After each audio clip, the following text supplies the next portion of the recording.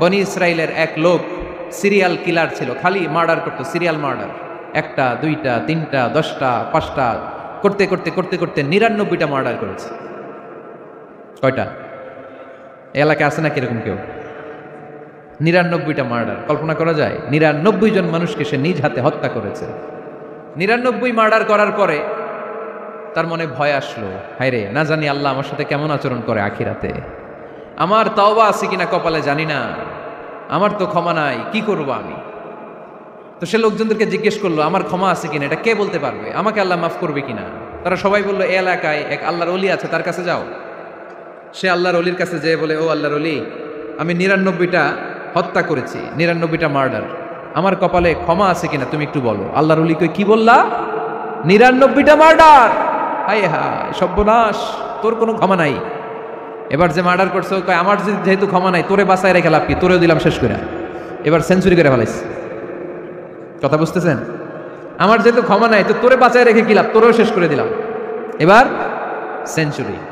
Century করার পরেও ভয় আসে না নাই অন্তরে? অন্তরে তো আল্লাহর ভয়, কই যাবে? খুঁজতে লাগলো কে সমাধান দিতে পারবে। একজন বললো, ওই এলাকায় একজন বড় আলেম আছে, ওই আলেমের কাছে যাও। সে আলেমের কাছে যেয়ে বলে, আলেম, আমি 99টা হত্যা করেছি, এখন আমার বড্ড ভয় হয়, আল্লাহ আমারে মাফ করবে কিনা, তুমি একটু আমারে বলো। আলেম বলে, তোমার গুনাহ যত বড়ই হোক, আমার আল্লাহর দয়া তার চাইতেও বড়।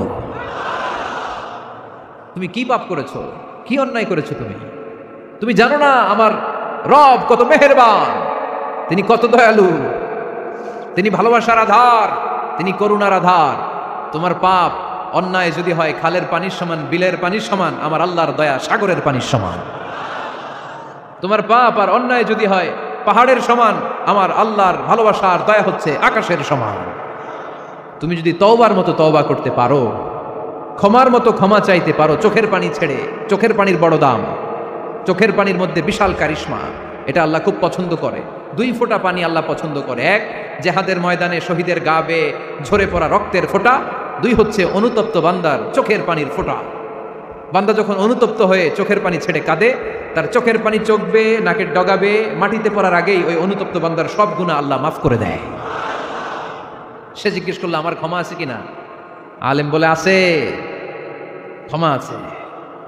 তওবার মতো তওবা কর, তাওবাতান নাসুহা, তওবার মতো তওবা করলে আল্লাহ ঠিকই মাফ করবে। সে এতটাই অনুতপ্ত হলো, এতটাই, সে আল্লাহর কাছে ক্ষমা চাইতে শুরু করলো।